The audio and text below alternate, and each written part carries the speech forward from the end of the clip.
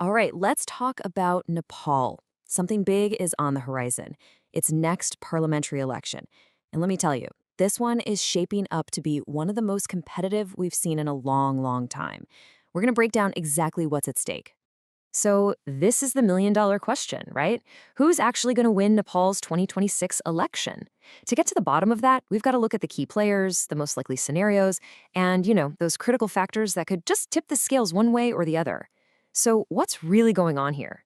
Okay, it really all boils down to this one number, 275.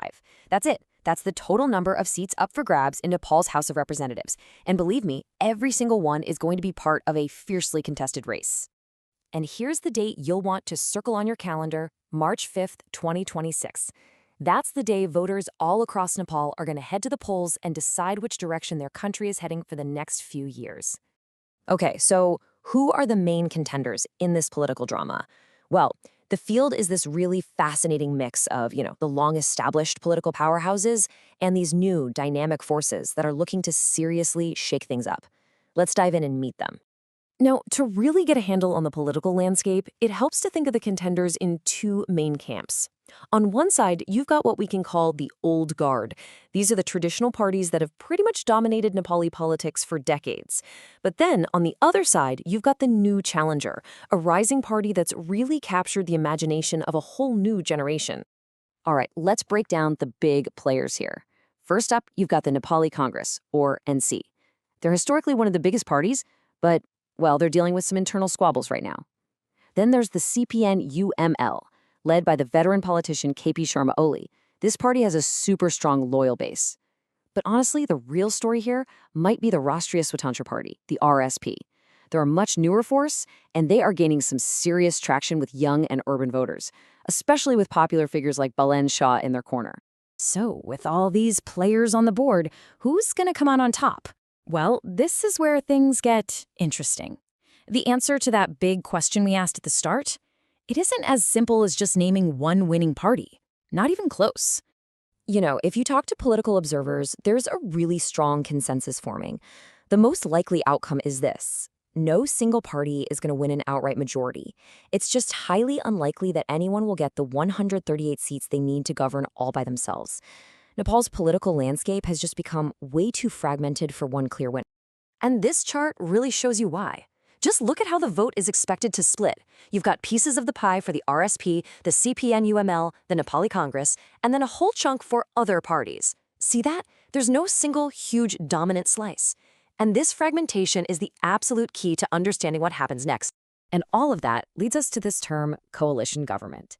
For anyone who isn't familiar, it's basically what happens when the election results look like that chart we just saw.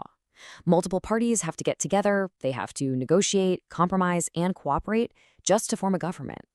Honestly, this has been the norm in Nepal for a while now, and it's pretty much what everyone expects to happen again in 2026. But just because a coalition is the likely outcome, that does not mean this election is predictable. Oh no. There are several major wild cards in play here. These are dynamic factors that could totally shift the results and decide which parties end up with the most power when it's time to make a deal. Okay, so here are the three big game changers you need to watch. First, the youth vote. Gen Z voters, especially after being energized by recent protests, could show up in record numbers. Second, it's the classic urban versus rural divide. Which of those groups turns out in greater force could make a massive difference. And finally, alliances. The deals that get struck between parties, either before or after the votes are counted, are going to be absolutely decisive. So let's zoom in on that urban-rural split for a second. This chart lays it out perfectly. You can see the CPN-UML's traditional stronghold in the rural areas, right? But then you see the RSP's growing power in cities like Kathmandu. This is what makes voter turnout the real battleground. If you get a high turnout in the cities, it could push the RSP to become the largest party. But if there's a huge surge in rural voting, that could solidify the UML's position. All right, so let's fast forward. Election day comes and goes, the results start trickling in, and just as we expected, there's no single winner. So what happens then?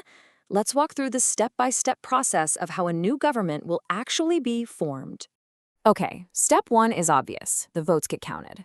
Then, in step two, the official results will almost certainly confirm that no single party has a majority.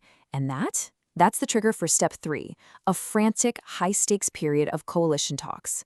This is where party leaders start negotiating, trying to stitch together a block of 138 seats. That's the magic number to form a government. This is where the real political horse trading happens. So, in the end, the 2026 election really boils down to this fundamental question. Is Nepal's future going to be defined by the energy of a new, younger generation of voters? Or will the outcome be decided by the same old political calculus of backroom alliances? The answer isn't clear, but one thing is for sure: Nepal's future is well and truly on the ballot.